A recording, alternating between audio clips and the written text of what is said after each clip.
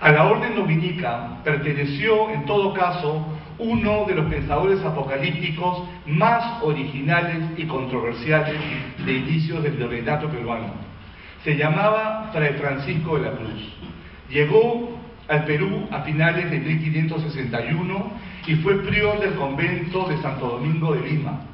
Hacia 1566 fue nombrado rector de la Universidad de San Marcos y debió existir un retrato de él, hoy desaparecido, pero tras sus interpretaciones radicales del Apocalipsis, padeció 6 años de prisión de 1572 a 1578, año este último en el que fue quemado vivo por el Santo Oficio de la Inquisición. O sea que tenemos a un rector sanmarquino que ardió en llamas. Fue acusado de 130 cargos y según el fiscal merecía ser quemado 1000 veces. Para sus contemporáneos, sus ideas fueron heréticas y aberrantes, por no decir demenciales, si tomamos en consideración su autoconfesado episodio de locura sufrido en su celda de prisión entre 1574 y 1575. Pese a ello, los inquisidores lo tomaron muy en serio, pues además no estaba solo. Cayeron con él figuras descollantes de la temprana curia virreinal: Fray Pedro de Toro, prior del convento dominico en Quito y después obispo; Fray Alonso Gasco, catedrático de teología de la Universidad de San Marcos; y 2 célebres jesuitas, el andaluz Luis López, llegado a Lima en 1568, con la primera expedición jesuita enviada al Perú, nada menos que por San Francisco de Borja, y Jerónimo Ruiz de Portillo, el primer provincial de la compañía en el Perú, entre algunos otros. Por un revés dramático del destino, el propio Fray Francisco había sido quien en 1566 le solicitó al rey Felipe II para que enviara inquisidores al Perú, sin sospechar que él sería una de sus primeras víctimas.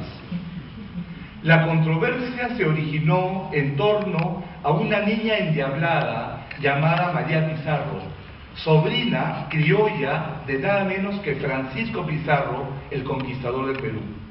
Con 1000 conjuros, los franciscanos, los dominicos y después los jesuitas habían intentado exorcizarla sin resultado alguno.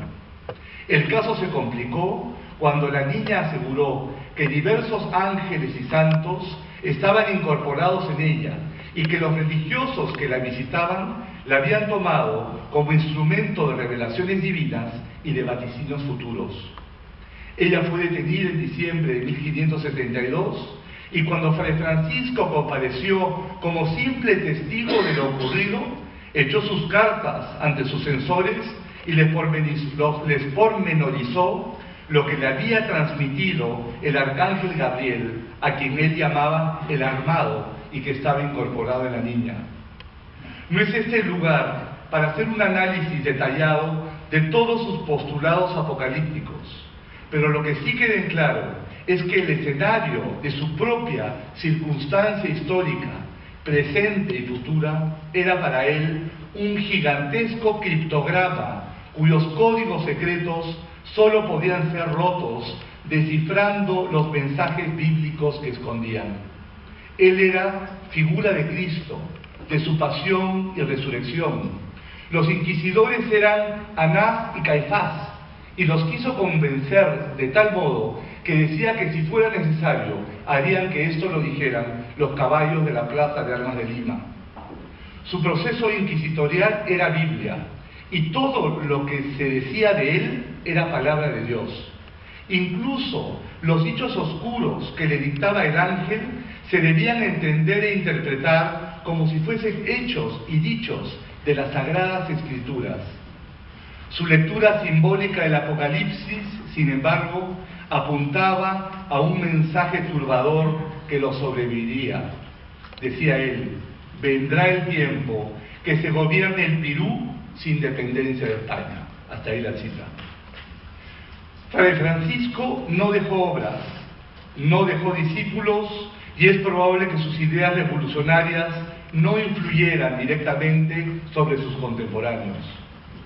Esto, pese a que según el propio Fray Francisco, durante sus supuestas audiencias secretas, el portero y el nuncio del Santo Oficio jugaban ajedrez durante sus audiencias y los curiosos de Lima escuchaban sus confesiones por las ventanas del edificio de la Inquisición sin que ellos se dieran cuenta. O sea que sus ideas sí se difundieron en la Lima de aquel entonces y de manera escandalosa.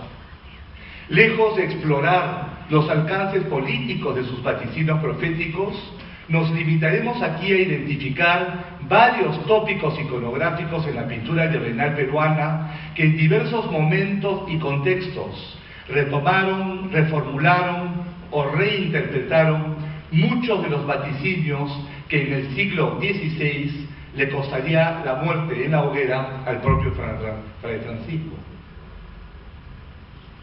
Para empezar, cabe señalar que tanto en España como en el Perú y en México, el auto de fe, donde se quemaban a los herejes, y al que solía asistir el rey o el virrey, la audiencia y los cabildos eclesiásticos y civiles, era un espectáculo público que emulaba y se anticipaba al juicio final.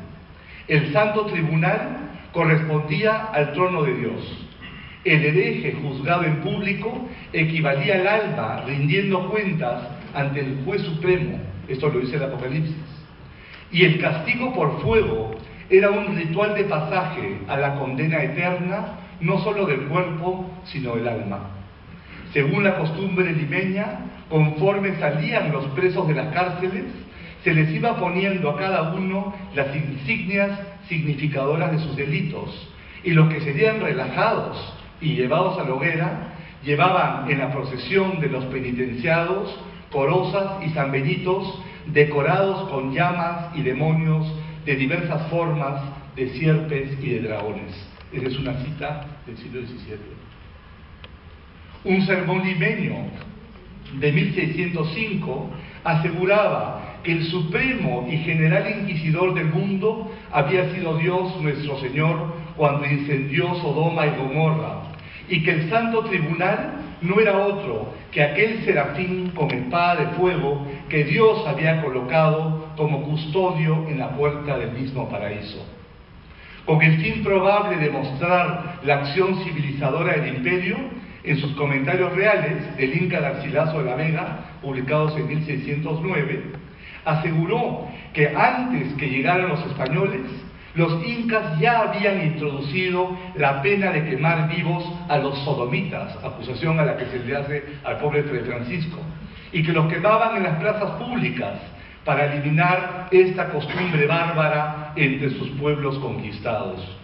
Pero en realidad se trataba de un imaginario infernal cristiano asociado con las así llamadas tentaciones de San Antonio, donde si miran con cuidado encontrarán la figura y el tormento de un sodomita.